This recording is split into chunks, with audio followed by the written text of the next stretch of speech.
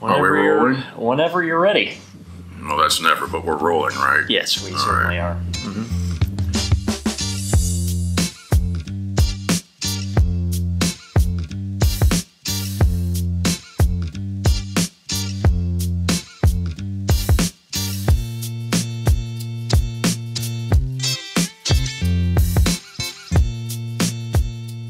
Hello, welcome back to WEGS Garage. Last week, we finished up the passenger door on our 1964 Triumph TR4. If you haven't seen that video yet, I will put a link somewhere around here, so go check that out. Today, as you might have guessed, we've got a little bit more of the same.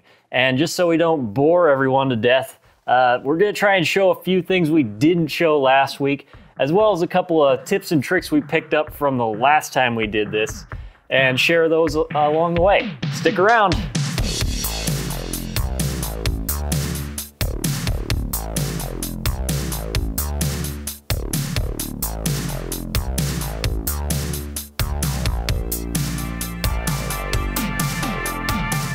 So we have our panels marked here with the locations for the window winder and door handle mechanism.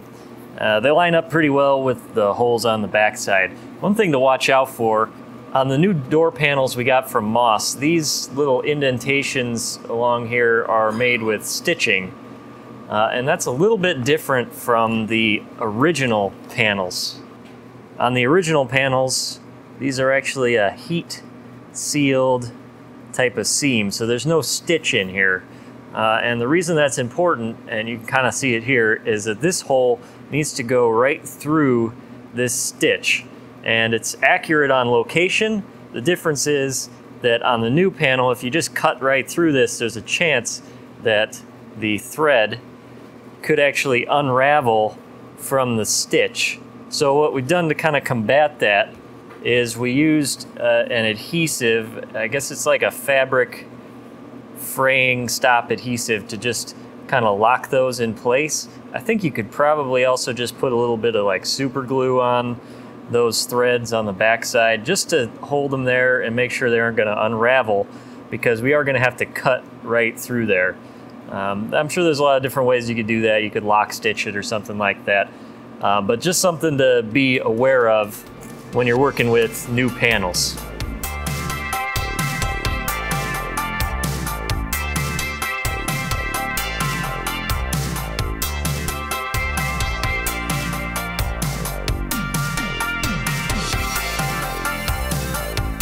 For the most part, I'd recommend using the holes on the car to locate the holes in the panel. So for example, we push the panel up against the door to locate the hole for the window winder and the door handle.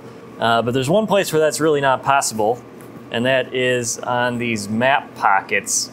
So luckily ours actually matched up with the holes in the panel. The problem is this hole down here is impossible to find because it's buried under all these layers. So what we use to find it is just a very small push pin, and we kind of poke around, and you can see, you know, I poke this thing quite a few times and it doesn't really leave too much of a mark. Not that it matters back here, but you don't want to make too much of a mess out of it. And then once you find the hole, push it through and just make a little mark there on the other side, and you can use that to start your screws.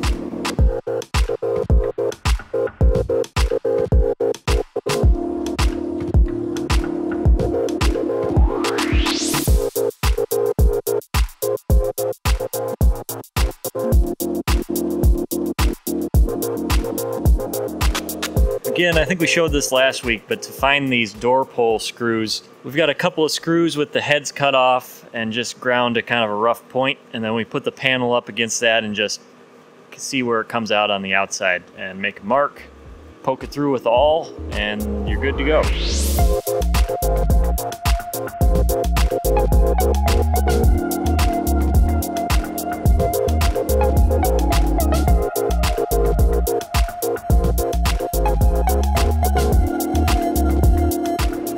Alright, so what you're looking at here is the clip that holds the door panel on. These are a little bit notorious for being difficult to install.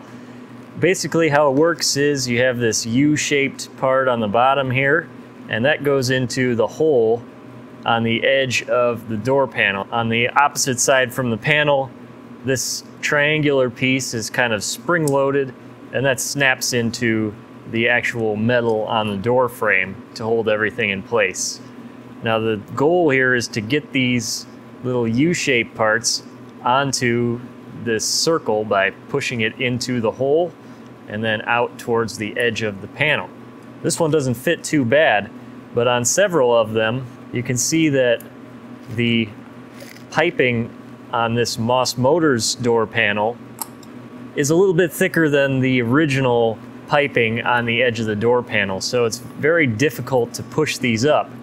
Now to solve this problem, we've taken little U-shaped cuts out of the material along the edge of the door here so that these will push up real nicely against the edge and line up. It doesn't seem to hurt the integrity of the fabric or anything like that. It's definitely not noticeable from the outside, but it sure makes installing these a heck of a lot easier.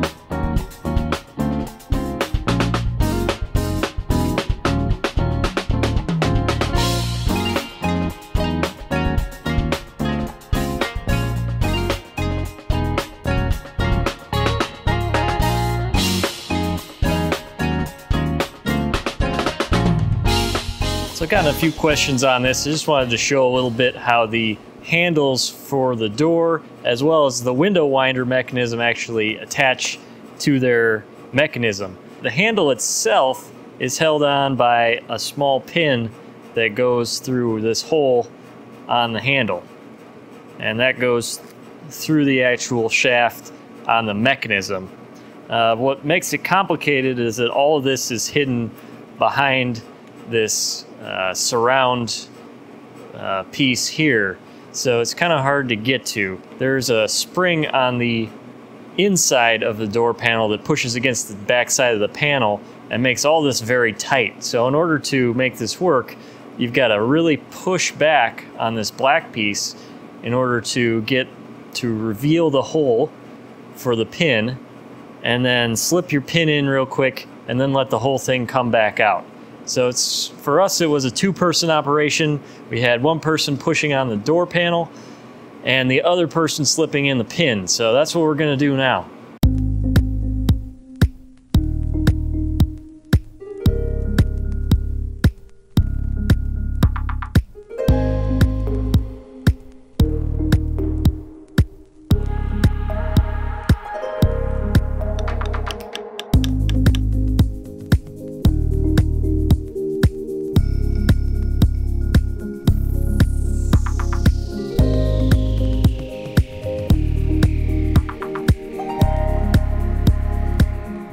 Okay, so the last part of the door panel install is the map pocket screws. These go in the corner of the map pockets to kind of reinforce them a little bit.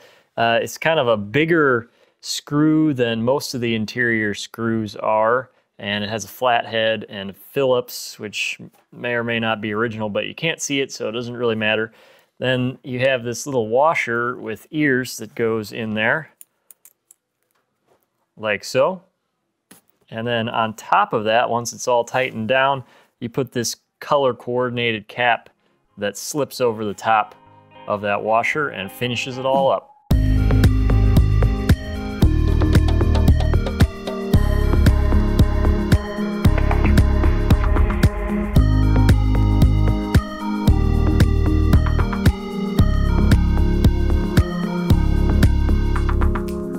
Full disclosure, I'm not sure we quite got the technique down for these little caps that go on here. It seems like you gotta kind of pound them in. They just don't hold if the screws are too tight into here, under there.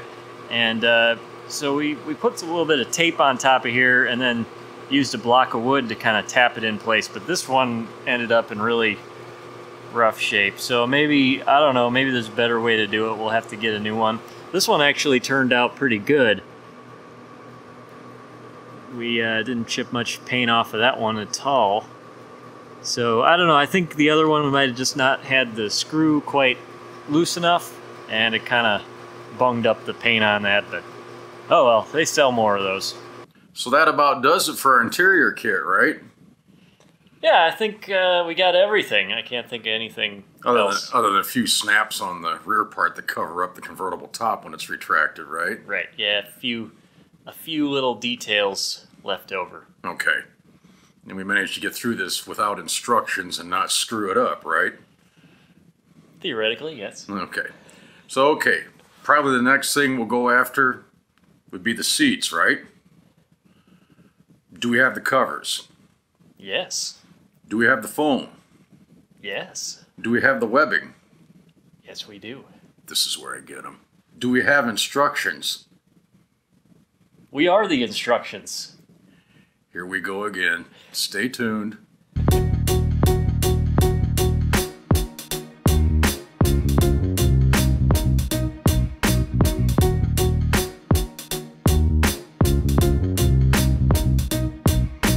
Dad's probably right. The seats may be the next step. So we'll probably start by tearing down the seats next week. So come back next week. Thanks so much for watching. Subscribe if you haven't already. Hit that like button. Do all that stuff for us. Thanks again. We'll see you next time. Later.